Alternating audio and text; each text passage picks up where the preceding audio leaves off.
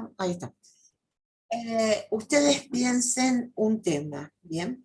Un tema en el cual al interior del grupo ya vayan pensando cómo, cómo se van a dividir para la presentación.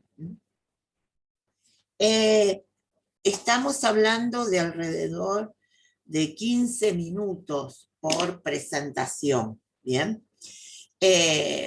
Puede haber unos minutos más en la medida de alguna pregunta, alguna aclaración, etc. A propósito de eso, vamos a establecer algunas cuestiones. Estaríamos necesitando, en la medida de lo posible, que para voy a hacer un apartado en el aula, ¿bien? Y ustedes, o si no, me lo envían por mail, por ahí es más fácil, no sé. Pero necesito tener la identificación de los grupos, o sea, de cómo están conformados los grupos, ¿está? Para la semana que viene, ¿bien? O sea, que para la semana que viene necesitamos saber cuántos grupos tenemos y quiénes los conforman. ¿Por qué? Porque en función de eso, la otra semana, o sea, el 3 de julio, ¿bien? Nosotros lo que vamos a hacer es ya ahí tener grupo y tema. O sea, para la semana que viene, yo necesito saber bien los grupos, su conformación. ¿Bien? Punto. Si llegan a tener el tema, mejor, pero no es el punto, ¿está claro? O sea, nosotros a la semana que viene quiero tener el número de los grupos e integrantes, ¿tá? Así nos ordenamos de cómo va a ser la evaluación, ¿bien? En términos de tiempo me refiero. Y para el 3 de julio, ahí sí, el que todavía no presentó, el grupo que no presentó el tema, lo envía. ¿Está claro? O sea, de acá a 15 días, todo. La semana que viene, identificación de los integrantes de grupo. Si alguno de esos grupos ya tiene el tema, lo sube también la semana que viene. ¿Está? Pero si no lo tiene, no hay problema. Ahora hablemos del tema. El tema que se solicita para el segundo parcial tiene que ver con los temas vistos desde el fin del primer parcial para acá. O sea, el primer parcial, por lo pronto, bueno, todavía faltan los compañeros que van a enviar el recuperatorio el lunes, ¿no? Pero todo el resto que está aprobado, ¿bien? Está en condiciones de dar el segundo parcial. Y por lo tanto, todos los temas vistos a posteriori de haber dado el primer parcial. ¿Qué puede ser? Un tema puede ser una lectura, puede ser algún artículo que ustedes, de los que nosotros hemos subido, y que quieren presentarlo, digamos, trabajarlo en una presentación. Eso puede ser también. O sea, un tema, un artículo, no hay inconveniente por eso. Pueden usar PowerPoint, la presentación que ustedes definan, ¿bien? Después vamos a identificar en cada grupo quién va a ser como el host por si quieren presentar algún formato, se los vamos dando a medida que van entrando, ¿bien? Así tienen todo claro. Para esa altura yo espero saber cómo es lo del host, y si no, está Juan que ayuda, y si no, Daniel creo que ya aprendió, así que vamos a poder hacerlo bien. Así que esas son las ideas. Para la semana que viene necesitamos la identificación de todos los grupos e integrantes, ¿bien? La pregunta del millón que antes que la formule la voy a hacer. ¿Cómo va a ser el orden de los grupos? Una vez que nosotros tengamos la identificación de todos los grupos la semana que viene, vamos a sortear. ¿Está claro? Entonces vamos, en función de un número, le asignaremos un número, se sorteará y en función del sorteo que haremos con Daniel va a estar identificado. Y nuestra intención es que, primero, el ingreso en el día del parcial, más allá de que les corresponda por ahí, no sé, dar a las 9:30, por ejemplo, ¿no? Porque van a los grupos en orden y poner que a las 9:30. Por ahí hay alguna desfasaje, porque alguno habló un poco más, no va a estar cortando, mira el reloj, no. Estamos mal, pero no para tanto. Eh, la idea es que todos pueden presenciar todo, ¿bien? O sea, la identificación de los horarios es como para que aquellos que quieran entrar en su horario un poquito antes y no estar todo el tiempo, lo puedan hacer, ¿tá? Pero, digamos, está abierto a todos. La identificación de horarios es a un fin de ordenamiento, ¿me entienden? Entonces, si ustedes ya saben que les toca entrar a las 9:30 y quieren estar un ratito más pensando entre ustedes y demás, y entran a las 9, está todo bien, ¿está? Nosotros no vamos a estar exigiendo la presentación previa, ¿bien? Si hay algún problema, como todo, por eso nosotros queremos que la semana que viene ya estén los grupos, porque inmediatamente hacemos el sorteo, la identificación, más allá del tema, ¿entienden? La identificación de la franja horaria y la subimos, ¿está? Después hablamos del tema, ¿bien? El tema es la otra semana si no lo pudieron concretar, pero en ese formato ustedes ya saben que el 10 de julio tienen una cita con Daniel y conmigo para hacer el parcial. ¿Bien? Si alguno o algunos o algunas o algunos tienen algún problema el 10 de julio, ¿qué puede pasar? Ustedes vieron que hay un planteo de recuperatorio. ¿Bien? Entonces, ¿qué pasa si varios integrantes del grupo no pueden dar el 10? Por lo que fuera. Nosotros no vamos a preguntar por qué. ¿Está claro? Por lo que fuera. Nos avisan a Daniel o a mí. No podemos estar. Perfecto. El 17 decimos, en esta franja horaria entren y les vamos a tomar. ¿Está claro entonces? Digo para que tampoco se enloquezcan ni angustien, ni digan tienen otras tareas, los hijos, la familia, el trabajo y el COVID. O sea, tenemos de todo en este mundo. ¿Bien? Entonces, el esquema inicial lo planteamos para el 10. ¿Bien? Ahora, si un grupo no puede, listo, lo corremos, va al 17, tranquilos, ¿está claro? No, lo que no queremos es que acá nadie, primero, nadie pierda la oportunidad de dar el parcial final y cerrar esta materia, y la segunda, sumarle problemas a esta situación que ya es problemática. ¿Bien? O sea, a lo general. Les puede pasar a cualquiera. Alfonsina, Por tengo una eso, la consulta. instancia. Sí, no sé quién es, Soledad.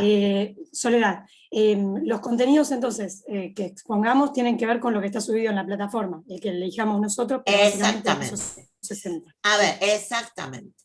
Ahora, si ustedes tienen algún otro contenido que esté vinculado o relacionado, nos hacen la consulta. Nos hacen la consulta, nos identifican, suponete, nos gustaría hablar de esto. También tenemos que ver si esos contenidos remiten a lo que en general está planteado en esta materia, porque de pronto dispara contenidos que están buenos, pero están pensados en el plan de la segunda materia, ¿me entendés, Soledad? Entonces, y eso, Daniel o yo lo sabemos porque la hemos dado. Ahora, no sabemos si la vamos a dar nosotros en la segunda materia. Lo que sí, la continuidad, digo, porque esto es introducción a la problemática universitaria 1 y había una segunda, ¿bien? Si la damos nosotros o no es otra cuestión. Lo que sí sabemos son los contenidos que tiene esa. Entonces, si ustedes nos plantean algún contenido que les interesa, nosotros podemos ver si cabe que lo den ahora o si es un contenido que tal como está planteado es abordado en la segunda materia, en la continuidad de esta. ¿Bien? Entonces, independientemente de quienes puedan ser sus docentes, nosotros sabemos cuáles son los contenidos mínimos que esa materia tiene planteado. Si vos me decís, quisiera dar este tema, y yo te puedo decir, está buenísimo, pero es uno de los contenidos mínimos de la materia 2, digamos, de introducción a la problemática universitaria 2, ¿me entendés? Y entonces no te lo admitiríamos a esto porque estaríamos corriéndonos hacia un contenido posterior. Pero, en cualquier caso, plantealo. Bien, o sea, plantéenlo, lo que señala Soledad está bien para todos. Si a alguno le gusta alguna otra cosa para plantear, y por ahí entran los contenidos, y si no entra, les vamos a decir por qué. Bien, porque nosotros, Daniel y yo, dimos en su momento la 2 de estas, y vamos a respetar eso, digamos, si dimos introducción a la problemática universitaria 2. También dimos otra materia en la licenciatura, pero lo que vamos a respetar son los contenidos de la 2. ¿Está claro? Porque o con nosotros o con otros profes, ustedes van a ver eso. ¿Bien? Entonces, no queremos andar sumándole lío a No, totalmente. La idea era para saber que el contenido que estaba con ese estaba bien, digamos. Sí, no era así para extendernos. Tal cual. Perfecto. Tal cual. Si vas a tomar, pero por las dudas puede pasar. Puede pasar que les guste algún otro contenido o crean, ahora vamos a empezar a hablar de la organización de la universidad y es probable que aparezca. Entonces, lo que planteaste no es cerrado. Es muy posible que se disparen cosas que les gustaría trabajar y que seguramente lo van a hacer, pero en otra materia. Entonces, ahí nosotros como da la casualidad que sabemos lo que se da en otra y no queremos entrar chocándonos, por lo menos con la de introducción a la problemática universitaria 2. Por ahí se choca con otras también, pero no lo sabemos. Lo que sí sabemos es con la otra. ¿Bien? Y con lo que está en el aula está bien. Exacto, con eso está bien. Si quieren alguna cosa, o si plantean, nos está disparando por tal lado, consultamos algo más, o encontramos tal cosa, y nos parece si podemos sumarla, listo, lo hablamos y ya está, no hay problema. Lo conversamos, ¿sí? Con lo que está, ya se puede trabajar. Ahora, si quieren algunos sumar, porque les encontrar un artículo que por ahí era más accesible, o que planteaba algunas otras cuestiones, listo, lo aclaran y ya está. Por eso, siéntanse libres, ¿bien? Bueno. Espero haber sido más o menos clara sobre lo del segundo parcial. Si no, igual les voy a hacer un speech escrito, bien, que por ahí soy más concreta para algunas cosas, creo. No sé. La pregunta del millón. ¿Ven el PowerPoint? Sí. Ay, qué genio. Bueno, muy bien. Porque ayer tuve algunos problemas con una clase con el Zoom y quedé media tildada. De hecho, hasta no pudimos terminar de subir la clase. Entonces me quedé media mal con eso. Bueno, ¿de qué vamos a hablar hoy? ¿Se acuerdan que hicimos el cambiecito de unidad 3 pasó a ser la 4 y la 4 pasó a ser la 3? ¿Se acuerdan? Bueno, y en definitiva, en parte del final de la 3 la vamos a ver también en la 4. Nosotros, a ver, en la unidad 3, que ahora pasó a ser 4, el tema es la universidad como organización. El conocimiento moderno, el conocimiento académico, todo lo que tiene que ver especialmente con la organización compleja de una institución como es la que nosotros estamos. Y lo que vamos a ver en las próximas clases tiene que ver en relación a esto, especialmente en términos de un autor, que es este buen hombre, don Barton Clark, que si bien es una obra que ya tiene años y ha recibido obviamente muchos críticas, tanto positivas como, digamos, no del todo positivas o de identificaciones particulares que se dan en los distintos sistemas. Esta obra de Barton Clark es de la década del 80. Fue traducida en México a comienzos de la década del 90. ¿Bien? La obra de Barton Clark se llama El sistema de educación superior, una visión comparada de la organización académica. ¿Por qué tomamos a Barton Clark más allá de que después vamos a hacer, por ahí hoy y la semana que viene vamos a trabajar un poquito más fuerte con Barton Clark y después vamos a hacer cruce obviamente con otros autores? Pero no nos queda, y es imposible trabajar sin este autor, básicamente hasta el cronograma. Básicamente porque la idea o las ideas que formula Barton Clark son ideas que hasta el día de hoy se siguen revisando. Y uno encuentra en autores de trabajos, no sé, del año pasado y vuelven sobre Barton Clark. O sea, más allá de que vuelven para refutar o para ampliar o para adherir y completar, digo, sigue siendo el autor clave para la organización de la institución como unidad compleja. Vamos a la primera cuestión que debemos definir, creo que ahí está, que es la noción del conocimiento. Porque en el estudio de Barton Clark, él considera que si hay un lugar donde el conocimiento se construye, se trabaja en general, es en este nivel educativo, en el nivel de la educación superior. Y él señala incluso que los otros sistemas, los otros niveles educativos, como el nivel primario o el nivel secundario, no se enfocan en la búsqueda central del conocimiento, no se enfocan en la investigación, o incluso en todo lo que tiene que ver con lo científico.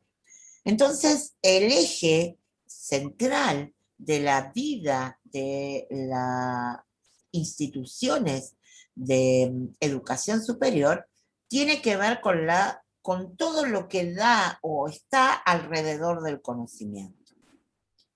En función de eso, vienen estas palabras. Las actividades académicas revisten rasgos específicos que moldean a las organizaciones académicas. De cierto modo, le crean problemas peculiares de comportamiento y de poder. Lo que dice Barton Clark es que si la actividad fundamental de las instituciones de educación superior es el conocimiento, ese objetivo que es lo que realizan las instituciones, le moldea la organización interna. Vale un ejemplo. A ver, las instituciones de educación primaria o de educación secundaria son instituciones que tienen todos un sistema de control muy fuerte, establecido incluso a nivel de distintas, digamos, autoridades. Hay esquemas de autoridades, ¿bien?, que se cumplen a rajatabla, y hay en las vinculaciones entre ellas, ¿bien? Y hay directivas que provienen de las autoridades superiores que tienen un grado de acatamiento casi intrínseco, digamos. Pero en la educación superior, como lo que se trabaja es el conocimiento, dice Barton Clark, son instituciones que gozan de libertades en cuanto a las definiciones que se toman, que no son lo mismo que pasa en otras instituciones educativas.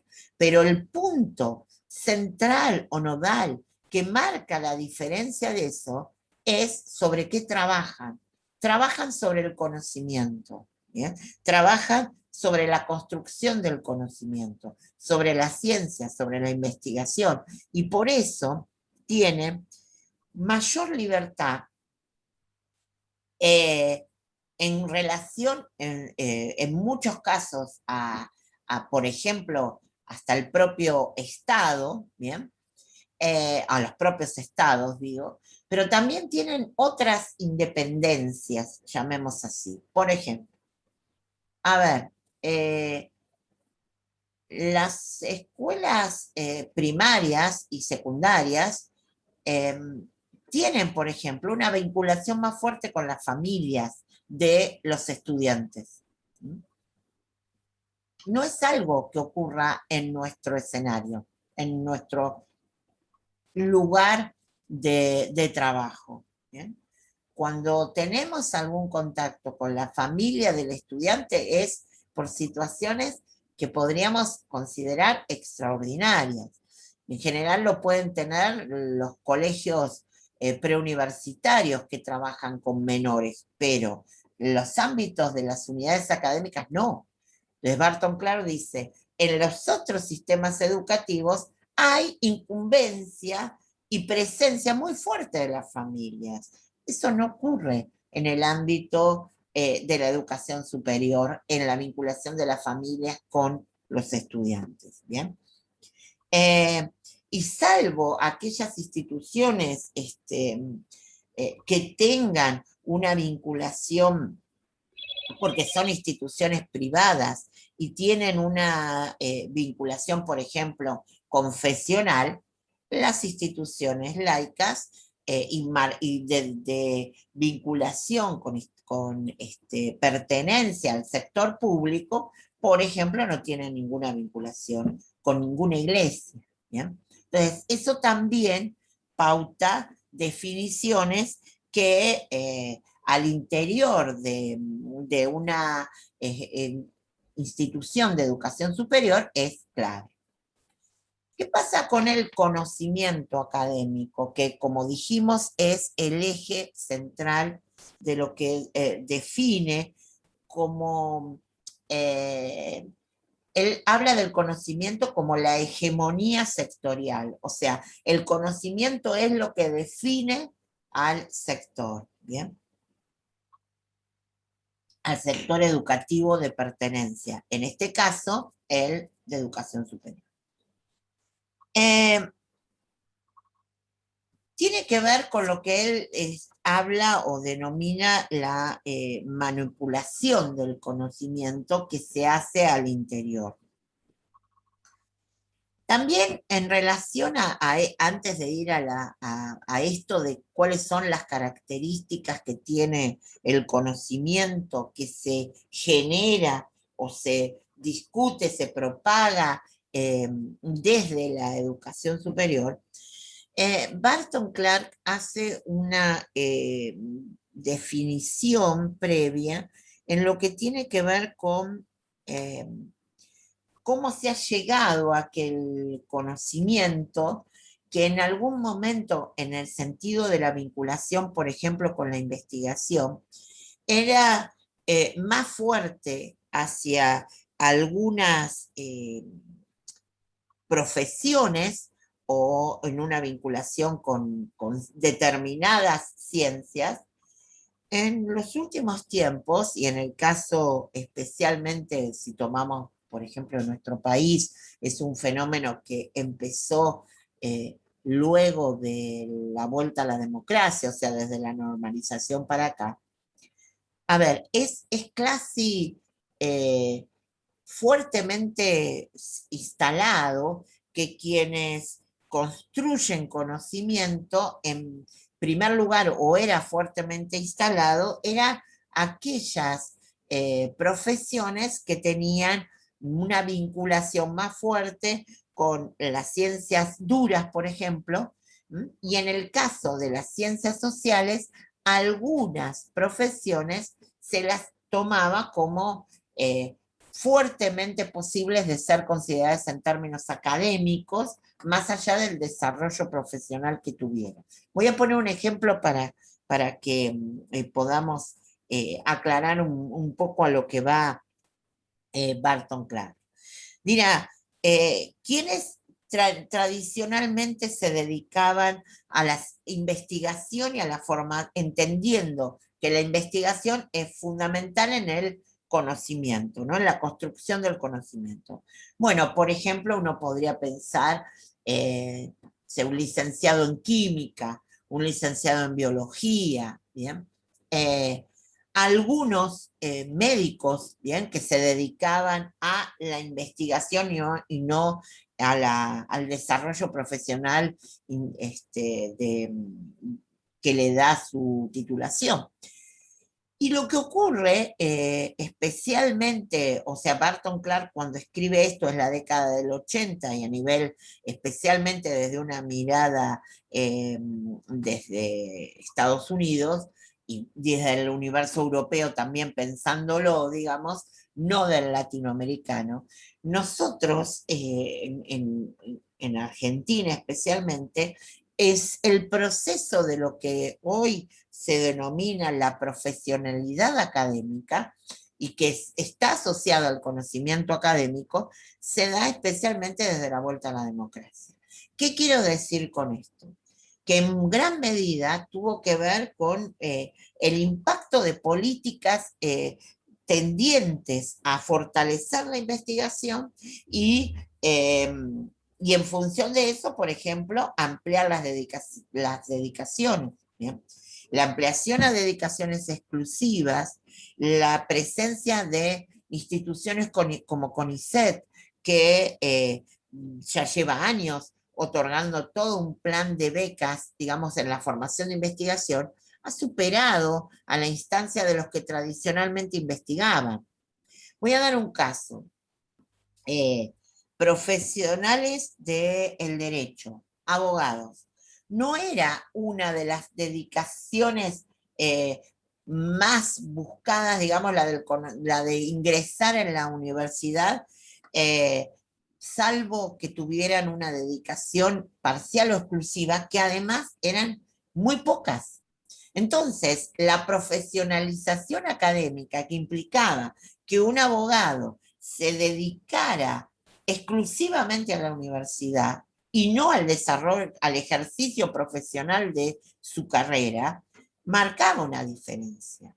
Hoy hay muchos abogados o incluso, pongamos otra carrera, psicólogos, contadores, digamos, gente que tradicionalmente priorizaba en algún momento exclusivamente el desarrollo profesional fuera de la institución universitaria y de pronto daba clases en la universidad con una simple y con suerte empezaba a hacer algo de investigación. Pero cuando los grupos de investigación empezaron a consolidarse en esas áreas, cuando otras carreras empiezan a hacer fuertemente investigación, se amplía la dedicación, se amplían las becas, el sistema de becas que dan las universidades, o en el caso de Argentina, por ejemplo, lo que impacta en esto el CONICET y todo el sistema de becas, tiene que ver con el inicio de lo que se llamaría, y que Barton Clark define inicialmente como la profesión académica. ¿Qué significa eso? Gente que toma la definición de dedicarse exclusivamente a la construcción del conocimiento. También da clase, forma parte, obviamente, de la profesionalidad académica. Pero ¿qué profesionalización académica, perdón? Que da cuenta de cómo en las últimas décadas algunas profesiones que no se consideraban posibles de dedicarse en exclusiva a la investigación y a generar conocimiento, hoy sí ya está perfectamente instalado esto. Para cuando Barton Clark escribe, eso sí se daba en algunos ámbitos de Estados Unidos y del mundo europeo, pero en el ámbito latinoamericano estaban haciendo, digamos, los primeros pasitos, que hoy ya es una situación más consolidada y de hecho, evidentemente, hay una profesionalización académica que implica la identificación no solo en los cargos docentes, por ejemplo, sino también en lo que tiene que ver con todo el sistema, digamos, científico, como es el caso del CONICET, ¿bien? Yo recuerdo que cuando viene el proceso de normalización para el área de historia, con suerte entraba una persona, ¿no? Y en el resto un poquito más, o más o menos así, era ínfimo, ¿bien? Entonces, que algunos se pudieran dedicar a eso tenía que ver o con el ingreso a CONICET o que entrar en el sistema de becas a nivel de la universidad, ¿bien? Entonces, lo que dice Barton Clark es que esa profesionalización académica impacta en el sistema de la organización, ¿bien? Y impacta al interior también del trabajo docente, del cual después vamos a hablar, y obviamente del resto de los que todos conformamos la organización. Cuando habla de educación superior, lo entiende, y como en la vinculación con el conocimiento académico, como una definición amplia, ¿bien? Dice, se entiende por educación superior a toda educación que se brinda en un sistema que puede ser universitario o no universitario, pero en cualquier caso es a posterioridad de finalización del secundario. Entender a estas organizaciones son complejas, son organizaciones complejas, ¿bien? Porque él señala que justamente como lo que tienen que estar trabajando es sobre el conocimiento, hay definiciones que se toman y complejas en el sentido de que también la estructura que define trabajar el conocimiento permea en cuestiones de la organización del trabajo, que la organización del trabajo está en toda organización, sea una organización industrial, sea una organización gubernamental, que tiene que ver con organizarlo, ¿bien? Pero la organización del trabajo académico es, para él, se trata de una manipulación, de una modalidad particular del conocimiento, que es lo que él entiende por manipulación del conocimiento, el conocimiento avanzado. ¿Qué queremos decir sobre el conocimiento avanzado? Que en definitiva, cuando los que trabajan sobre el conocimiento manipulan ese conocimiento, lo discuten, ¿bien? Recuperan, lo recrean, generan nuevos a partir de allí o nuevos totalmente. Entonces, lo que dice es que no hay una repetición, digamos, ¿no? Sin ningún tipo de aporte. El conocimiento en la educación superior se manipula, ¿bien? Entonces, ¿cómo se manipula? Se manipula desde el que ya existe, desde el que está descubierto, sobre la conservación y depuración. Él habla de un bloque, yo ahí lo puse por separado, pero otros lo entienden como continuado de conservación y de depuración. ¿Qué significa conservar y depurar?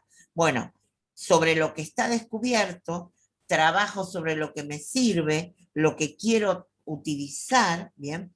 Él habla de escudriñar, memorizar, criticar los discursos escritos u orales que están, digamos, que ya están presentes a través del tiempo.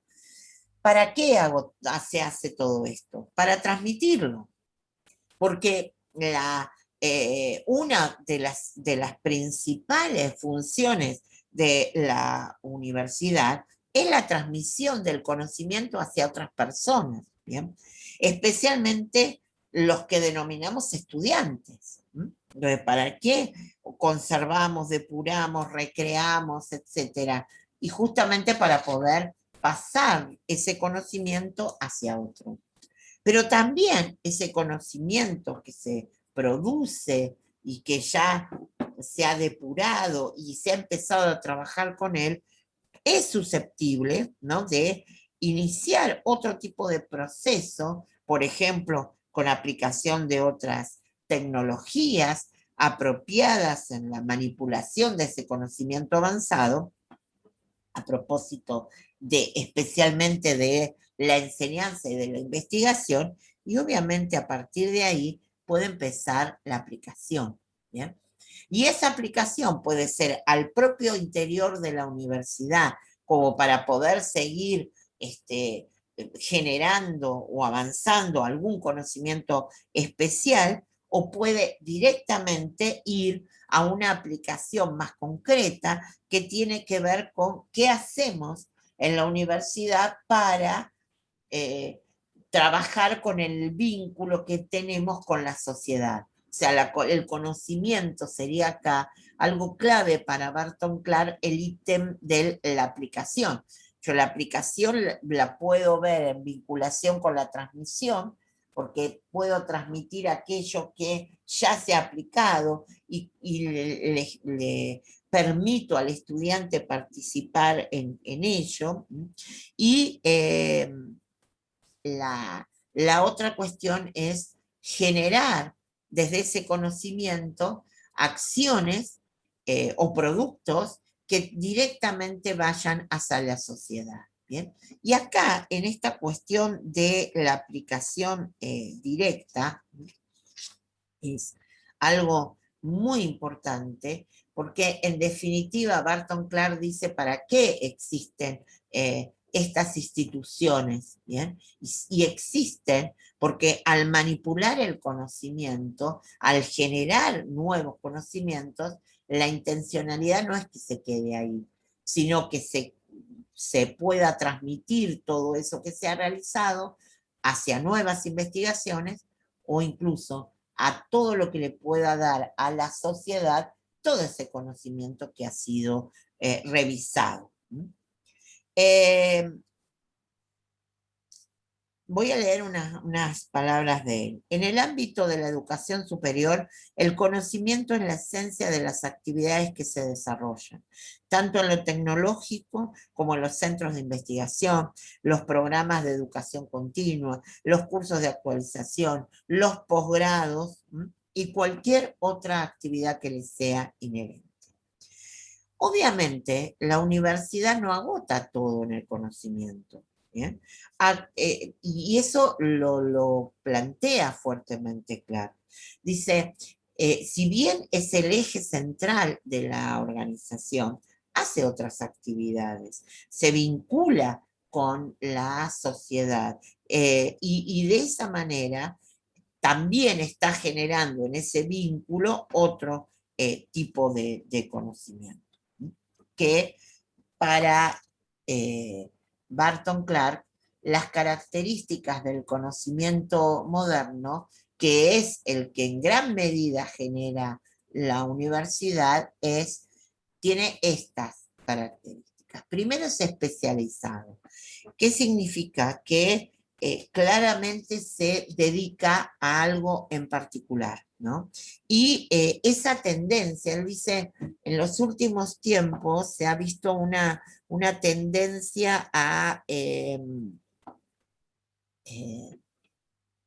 especializarse cada vez más. Él toma una idea de Max Weber, eh, como el sociólogo del siglo XX, ¿no? Que decía que a principios del siglo XX había como dos tipos de hombres en la ciencia. El generalista, ¿no? Que podía abarcar absolutamente varios planos, y el especializado, el que se dedicaba a algo en particular y cada vez iba como haciendo cada vez más pequeño el objeto de estudio para justamente enfocarse en una forma total a esto. Ahora, y siguiendo a Weber, dice Barton Clark, el siglo XX es el siglo de la especialización, ¿no? Al punto de que se considera que obviamente el conocimiento científico es específicamente el que está en forma especializada, ¿no? Entonces, los científicos generalistas que eran inicialmente planteados por Weber a comienzos del XX, eran más propios del siglo XIX en realidad, ¿no? Y la especialización es más propia del XX. Él dice que el conocimiento avanzado se ha puesto en la cuestión de la especialización como una demanda también para las universidades, en el sentido de el trabajo con la sociedad, el trabajo enfocado en algo en particular, tiene que ver también con las demandas, digamos, que los distintos procesos que vive la sociedad han planteado. Vamos a un caso. A comienzos del siglo XX y lo que sería toda la primera mitad del siglo XX, el conocimiento incluso a nivel de las universidades estuvo muy marcado, para el caso europeo, qué decir, norteamericano también en un punto, en la vinculación con la guerra, en la vinculación con la guerra mundial. ¿Bien? Y con las guerras, perdón, con la primera y con la segunda. Entonces, esa vinculación generó algunos aportes muy específicos a campos muy concretos, ¿no? Que tenían que ver, por ejemplo, con todo lo vinculado con la cuestión bélica, o con la salud en función de lo necesario para la intervención frente a las heridas provocadas durante la guerra, toda la cuestión de lo que tuvo que ver, por ejemplo, con los medicamentos, ¿bien?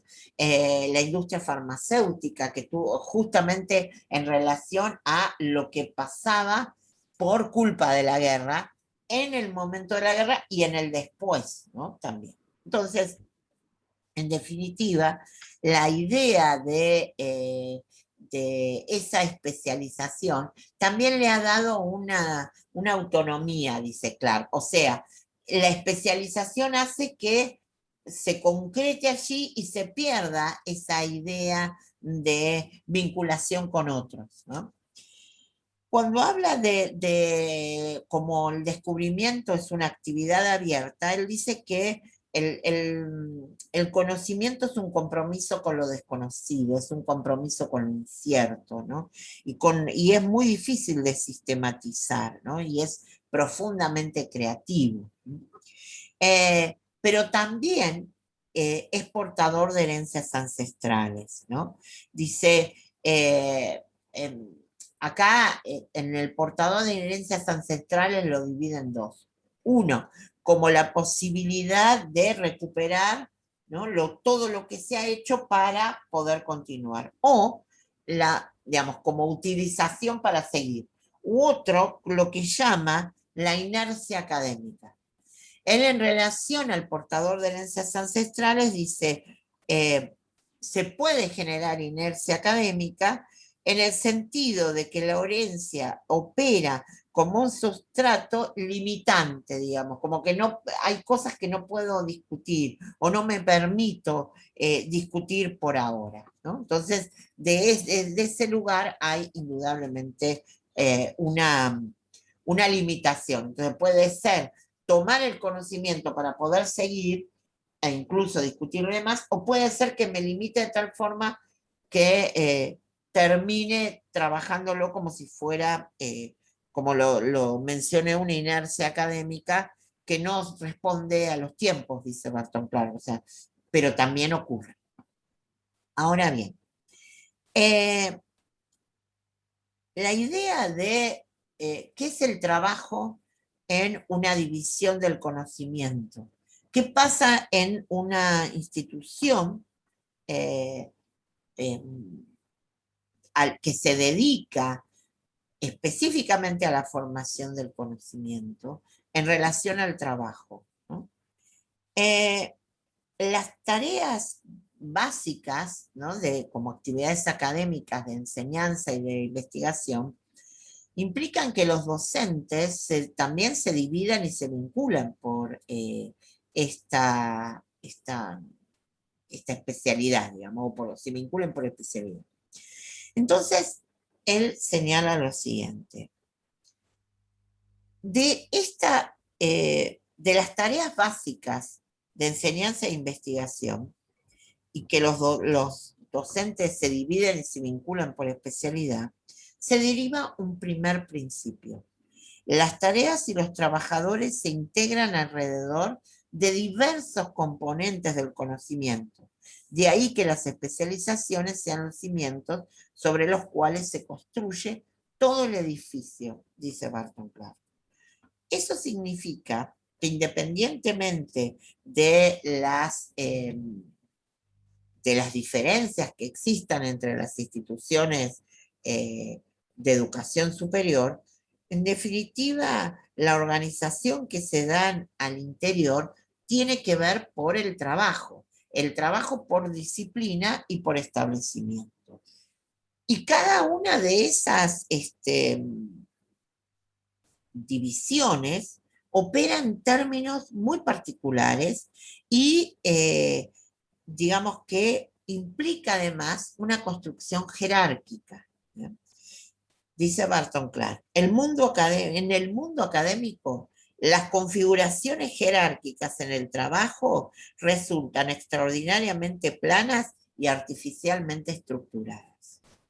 Él entiende que el trabajo digamos, que se da en relación a la universidad especialmente, tiene mucho que ver con las características que se imponen las disciplinas. Por ejemplo, ¿qué podríamos decir? Que las áreas de exactas, o lo que tienen que ver con las disciplinas que provienen de las llamadas ciencias duras, ¿bien? Tienen una forma también de trabajo que no necesariamente son las que tienen las ciencias sociales. Y necesidades en el mundo del trabajo que no son las que tienen las ciencias sociales, porque las ciencias sociales tienen otro. Paso a un punto. ¿Dónde realizan las actividades académicas? Por disciplina en las ciencias exactas. Bueno, por ejemplo, en un laboratorio. ¿Bien? No es que tengan un laboratorio en su casa, lo tiene un laboratorio donde van quienes trabajan un aspecto puntual, ¿no? En ese laboratorio. ¿Y cuál es una situación problema? Que un grupo de investigadores trabaja en un laboratorio que no puede usar otro, porque los elementos, por ejemplo, que utilizan son diferentes y hasta pueden ocasionar contaminación en las investigaciones que estén realizando. ¿Me siguen? Entonces, lo que dice Barton Clark es las actividades académicas por disciplina tienen que ver con algunas necesidades y características que tienen esas disciplinas. Los de las ciencias sociales no necesitamos un laboratorio, pero de pronto necesitamos otro, o laboratorios no en el sentido de lo que sería un laboratorio para las ciencias duras, pero sí necesitamos un espacio de laboratorio para otro tipo de prácticas, ¿bien? Que son específicas y necesarias. Entonces, los establecimientos tienen que ver con las definiciones que la organización universidad define por ejemplo, unidad académica en cuanto a el uso de los espacios y las necesidades que tiene en relación a las disciplinas. Digamos, no podíamos tener una unidad académica, por ejemplo, como exactas, sin contar con todos los laboratorios, que no es uno, sino tienen que ver, como digo, por el desarrollo de la investigación. Y eso, ¿qué dirá Barton Clark? Digamos, le da el trabajo de la universidad en el plano de la docencia y la investigación una característica que no tiene el otro lado, ¿no? Y que además no podemos decir que los docentes,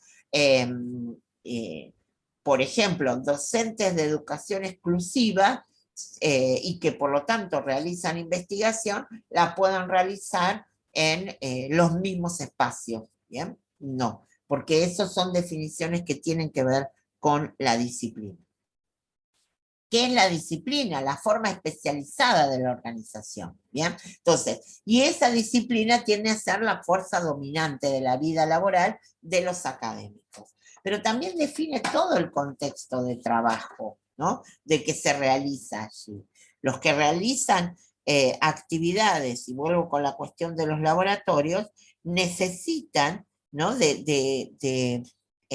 La utilización de determinados productos, de determinados insumos, ¿bien? Que de pronto otro grupo no lo necesita. Y por lo tanto, eso es específico, súper específico, ¿no? Que no lo da de ninguna manera otra. Y la disciplina tiende a ser la fuerza dominante de la vida laboral de los académicos. O sea, por eso lo que decimos, podemos hablar de profesores con tal dedicación, pero la vida laboral va a ser totalmente distinta, ¿bien? Lo que se da también, por ejemplo, indudablemente en nuestros ámbitos en relación a la cantidad de estudiantes, ¿no? Que tienen algunas carreras y por ende algunos docentes y otros que tienen otra dimensión, ¿verdad? Bueno, si todo el eje de la vida académica más fuerte está centrada en la disciplina, la unidad de disciplinas de un establecimiento tiene una primacía proclamada y evidente, dirá, en esta idea de la construcción de la trinchera académica. O sea, lo que estamos hablando es que cada uno se coloca en un lugar, se especializa en eso, ¿bien? Su vínculo primordial tiene que ver con el trabajo que realiza puntualmente en relación a una investigación, por ejemplo, en vinculación con su departamento, ¿bien? Y la otra cuestión es la cátedra, el instituto, o sea, y la característica de los grupos que se integran, ¿bien? ¿Qué dice Barton Clark? Cada uno de estos grupos en que empezaron con una disciplina a la cual se dedican, ¿bien? Tienen formatos internos de organización que condicionan también la organización general, ¿bien? Pero también la complejizan y le dan a la organización en general una problematicidad totalmente distinta, en el sentido que cada cátedra tiene al interior un formato de organización, ¿bien? Ustedes como personal universitario lo saben mejor que nadie eso. primero, las solicitudes que ustedes realizan o los reclamos que recepcionan en cuanto puede ser a nivel individual de los docentes o puede ser a nivel de la cátedra, es totalmente distinta, ¿bien?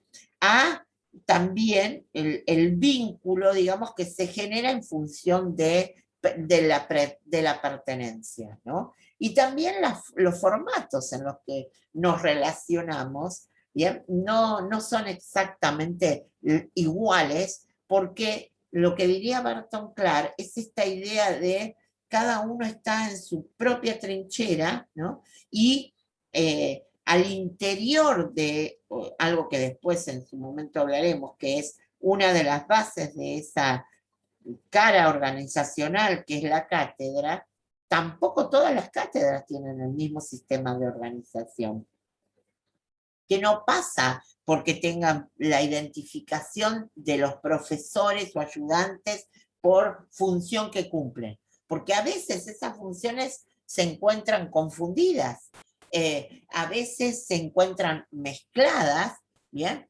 O hay problemas al interior de las cátedras que repercuten en el resto de la organización. ¿Por qué? Porque dice, no sé si lo puse acá, no.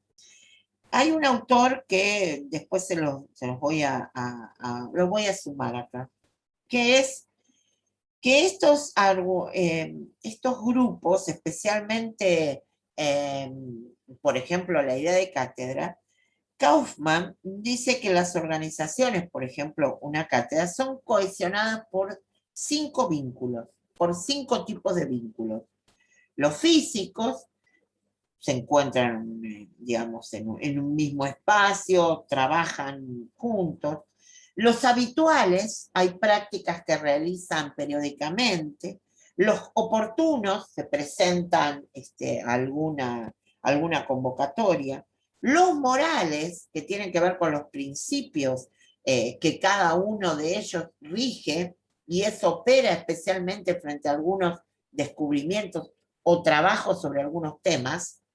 Y finalmente los emocionales, que tiene que ver en cómo se vincula todo ese grupo.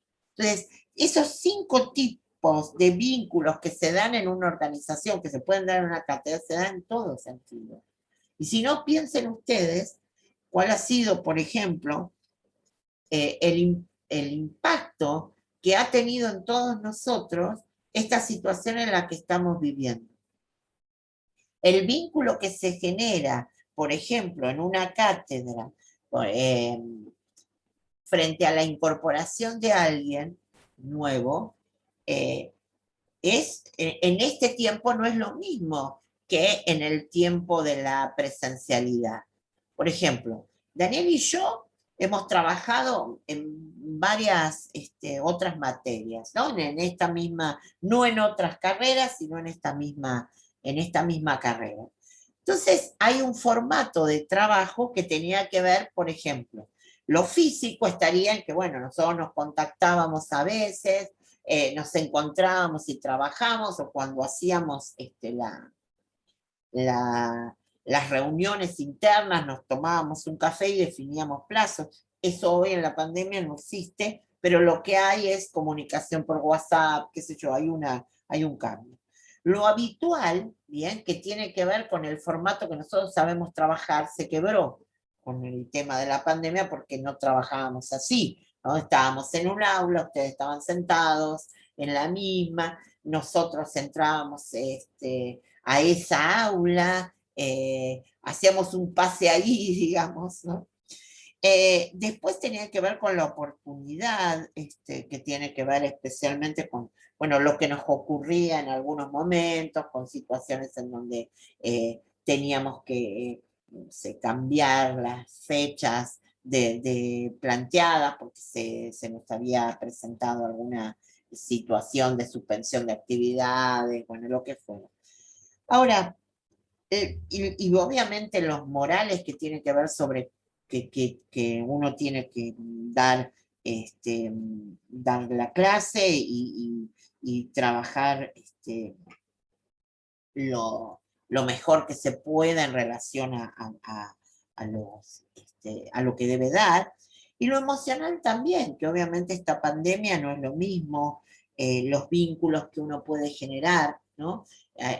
Sobre lo que está conocido y sobre lo que no estamos conocidos, porque, a ver, en la presencialidad, yo recuerdo que cuando dábamos teníamos una posibilidad de conocernos a personas que, por ejemplo, ni Daniel ni yo habíamos visto nunca antes, porque trabajan en otras unidades académicas donde nosotros no estamos, ¿ya? Ahora, en ese sentido, estamos todos exactamente igual, más allá de que hay varios que conocemos porque tienen vinculación con unidades académicas donde trabajamos. Pero me resulta interesante pensar esta idea de Kaufman y los vínculos que generan las organizaciones, especialmente cuando esas organizaciones son lugares donde trabajamos. Y trabajamos, que es algo que a ver si encuentro la frase acá, de Barton Clark. Hay una de las creencias, dice Barton Clark, después, la semana que viene vamos a hablar del sistema de creencias, que es que hay como una vida entera adentro de esta organización. Entonces, eso también permea la organización, porque nosotros transitamos en esta organización durante mucho tiempo, en distintos ámbitos. Ahora ustedes, por ejemplo, son estudiantes, ¿sí? Pero en paralelo son trabajadores de que tienen una especialidad necesaria en esta organización. Entonces, en ustedes coexisten circunstancialmente en este tiempo dos actores bajo una misma persona. Acá son estudiantes y en el ámbito laboral tienen un trabajo definido, una pertenencia definida a un área sobre la cual trabaja, jerárquicamente tienen alguna categoría en la que han llegado a ella en algún momento. Entonces, a ver, todos vivimos bajo esta organización y lo que diría entonces Clark es que normalmente las organizaciones de educación superior hacen que muchas personas permanezcan en la organización prácticamente toda su vida.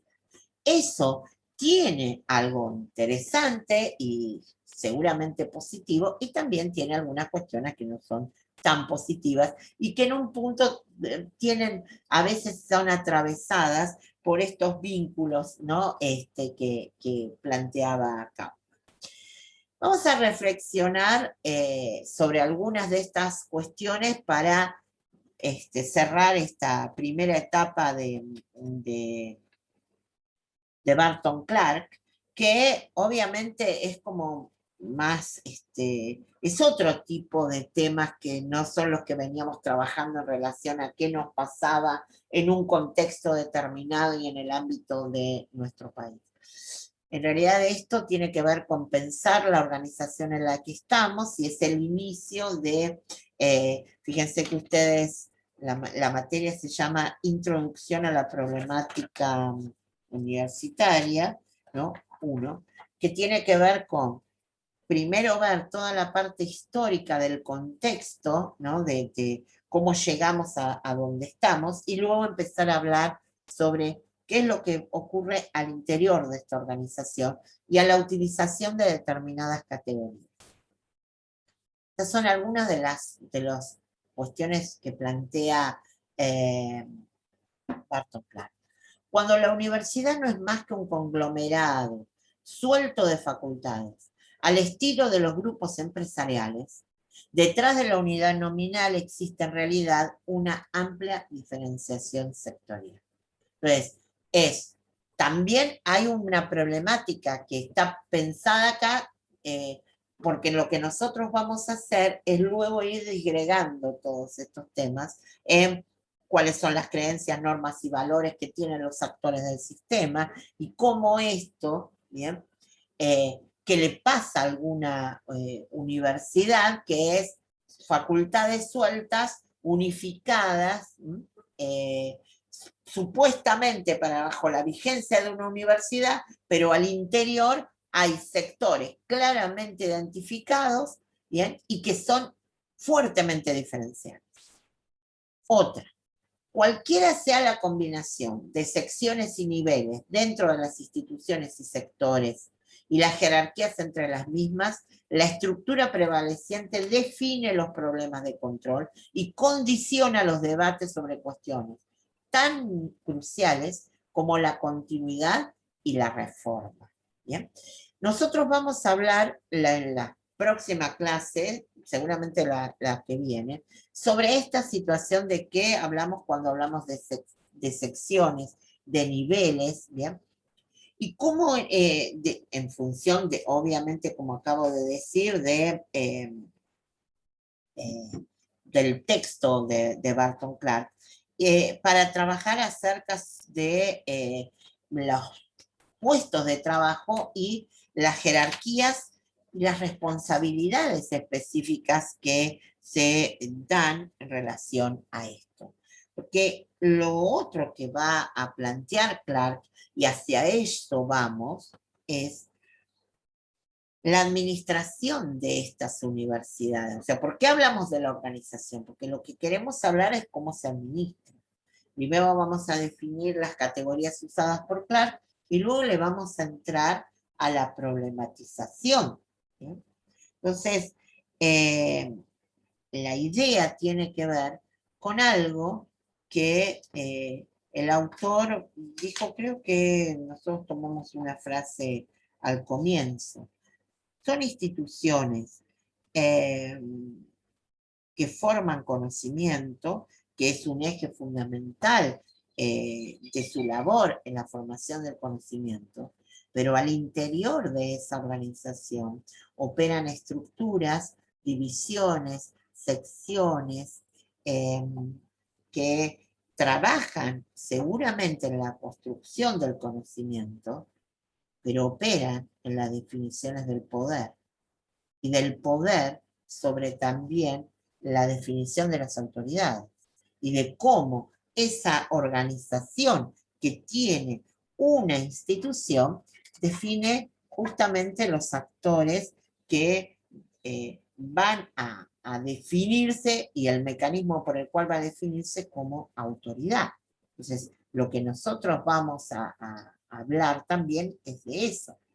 En tanto unidades sociales de gran envergadura, los sistemas académicos se ubican entre la organización y la sociedad.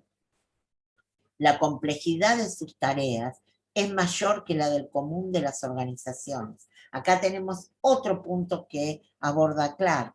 Dice, hay tal complejidad de las tareas que tienen que ver también con lo que ocurre al interior de cada unidad académica. Pero las definiciones de las divisiones internas en términos de tarea también tienen que ver con la disciplina, porque lo que se realiza en función de la disciplina, opera en las definiciones laborales, y la complejidad de esas tareas opera en eso. Entonces, los componentes institucionales tienen una primacía notable. Su autonomía les permite deambular en la organización por diversos rumbos impulsados por la dinámica de los campos de estudios particulares.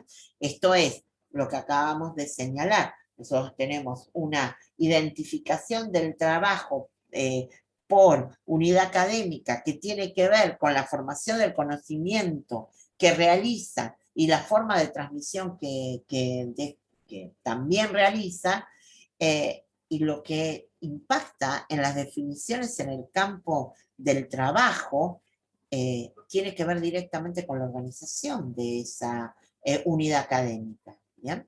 Y por eso decimos, bueno, hay situaciones sumamente distintas y complejas en la vida de las universidades, de las unidades académicas. ¿Bien?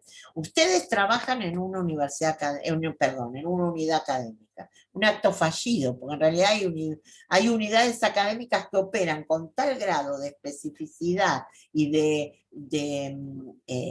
definición que muchas veces, digamos, es complicado esa situación, ¿no?